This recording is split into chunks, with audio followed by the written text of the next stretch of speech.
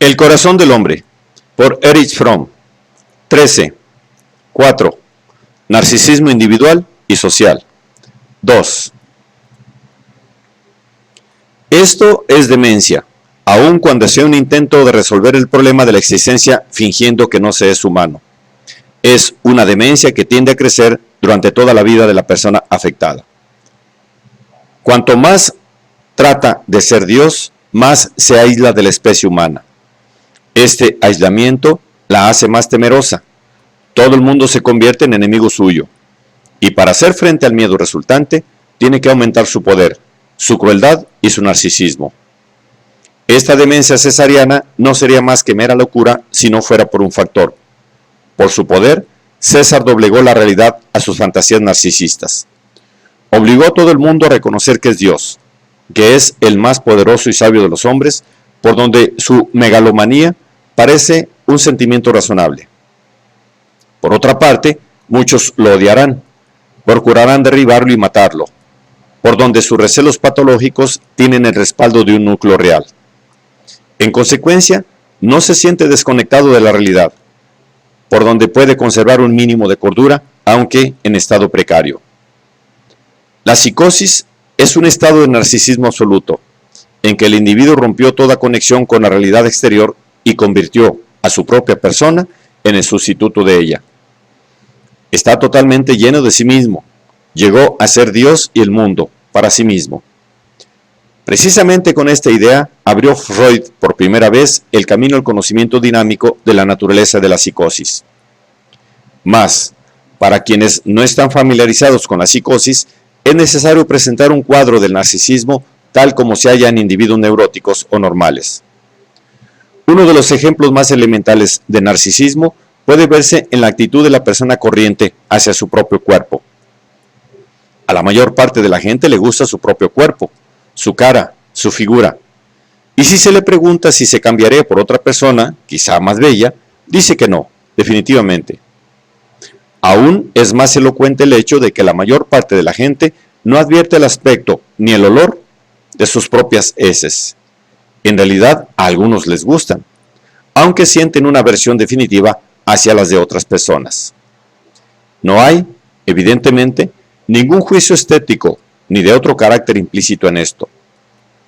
La misma cosa que es agradable cuando se relaciona con el cuerpo de uno, es desagradable cuando se relaciona con el cuerpo de otro. Veamos ahora otro ejemplo aún menos común de narcisismo. Un individuo llama al consultorio de un médico y pide fecha para una consulta. El médico le dice que no puede darle fecha para aquella semana y le indica una para la siguiente. El paciente insiste en pedir una consulta inmediata y no da como explicación, según podía esperarse, la causa de tanta urgencia, sino que menciona el hecho de que vive solo 5 minutos del consultorio del médico. Cuando éste responde que no resuelve su propio problema de tiempo, el hecho de que el paciente tarde tan poco en llegar al consultorio, éste da señales de no comprender y sigue insistiendo en que dé una razón suficientemente buena para que el médico le dé una hora inmediata. Si el médico es un psiquiatra, ya habrá hecho una observación importante para el diagnóstico, a saber, que está tratando con una persona extremadamente narcisista, es decir, con una persona muy enferma. No son difíciles de comprender las razones. El paciente no es capaz de ver la situación del médico como algo aparte de la suya. Todo lo que está en el campo visual del paciente es su deseo de ver al médico y el hecho de que tarda poco en llegar. No existe el médico con su horario y sus necesidades. La lógica del paciente es que, si para él es fácil llegar, al médico le es fácil verlo. La observación diagnóstica acerca del paciente sería algo diferente. Si, después de la primera explicación del médico, el paciente fuera capaz de contestar: «Oh, doctor, naturalmente, lo comprendo. Lo siento mucho. Realmente fue una estupidez lo que dije». En este caso también estaríamos tratando con un individuo narcisista, que al principio no diferencia su situación y la del médico, pero su narcisismo no es tan extenso y rígido como el del primer paciente. Es capaz de ver la realidad de la situación cuando se llama su atención hacia ella y responde en consecuencia. Este segundo paciente probablemente se sentiría molesto por su desatino, una vez que lo hubiera advertido. El primero no se inquietaría en absoluto. Se limitaría a criticar al doctor por su estupidez para comprender una cosa tan sencilla. Un fenómeno análogo puede observarse fácilmente en un individuo narcisista que se enamora de una mujer que no le corresponde. El individuo narcisista se inclinará a no creer que la mujer no lo ame. Razonará así: es imposible que no me ame cuando yo la amo tanto. O no podría amarlo tanto si ella no me amase tan bien.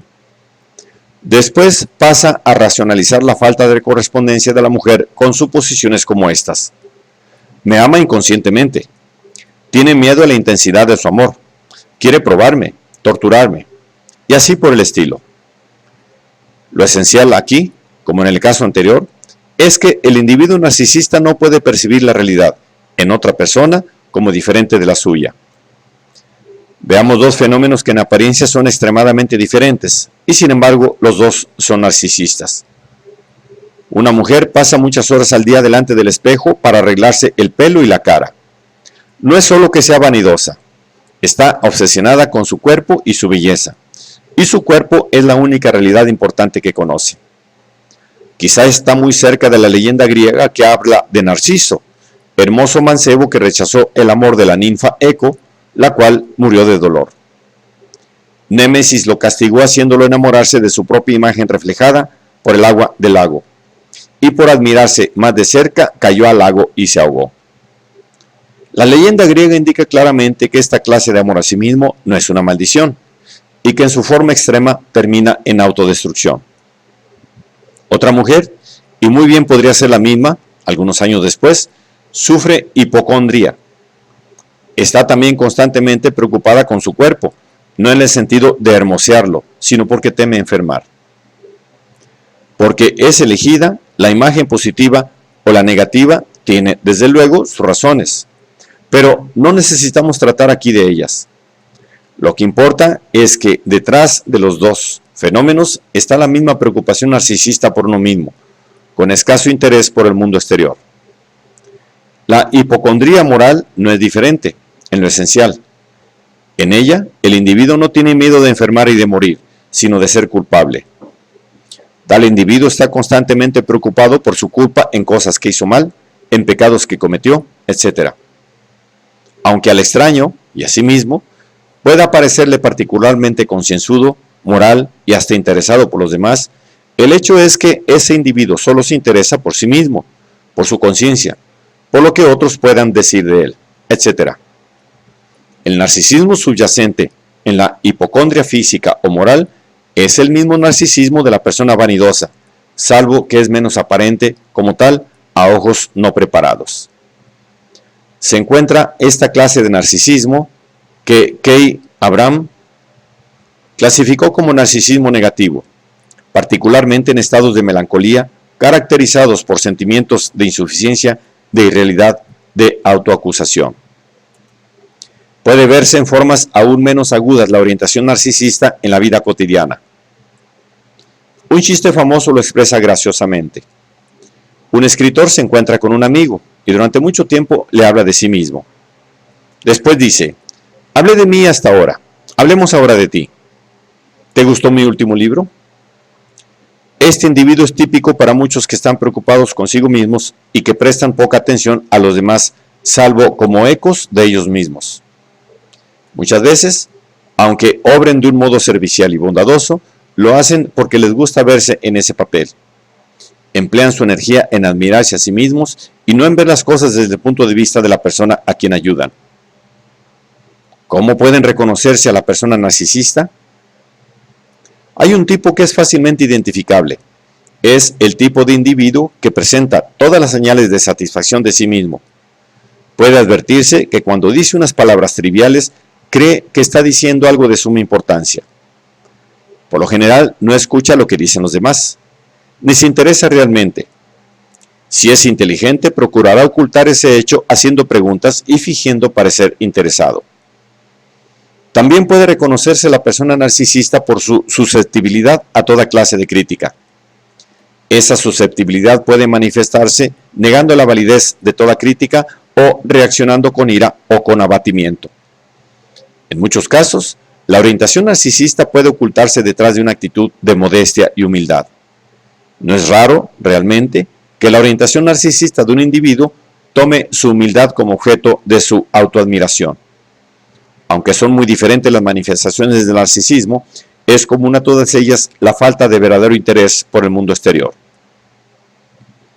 A veces el individuo narcisista puede ser identificado también por su expresión facial.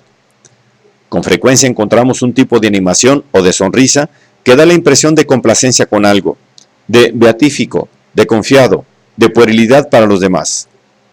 Frecuentemente, el narcisismo, especialmente en sus formas más extremas, se manifiesta en un brillo especial en los ojos, que unos toman por síntoma de semisantidad y otros de semilocura. Muchas personas muy narcisistas hablan incesantemente, con frecuencia en una comida, donde se olvidan de comer y hacen esperar a todos los demás. La compañía o la comida son menos importantes que su ego. El individuo narcisista no toma necesariamente toda su persona como objeto de su narcisismo. Frecuentemente enfoca su narcisismo sobre un aspecto parcial de su personalidad. Por ejemplo, su honor, su inteligencia, sus proezas físicas, su ingenio, su buen aspecto. En ocasiones constreñido a detalles como el pelo o la nariz. A veces su narcisismo se refiere a cualidades de que normalmente no se enorgullecería una persona, como su capacidad para sentir miedo y en consecuencia para prever el peligro. Él se identifica con un aspecto parcial de sí mismo.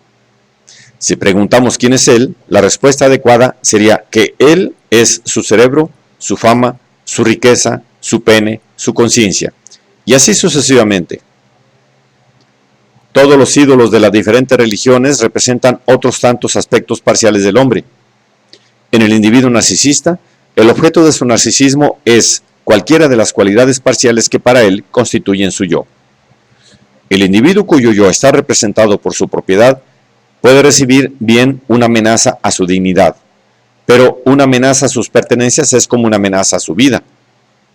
Por otra parte, para el individuo cuyo yo está representado por su inteligencia, el hecho de haber dicho algo estúpido es tan doloroso que puede tener por consecuencia un estado grave de depresión. Pero cuando más intenso es el narcisismo, menos aceptará el individuo narcisista el hecho del fracaso por su parte, o cualquier crítica legítima de los demás. Se sentirá ultrajado por la conducta insultante de la otra persona o creerá que la otra persona es demasiado sensible, ineducada, etc., para formar juicio adecuado.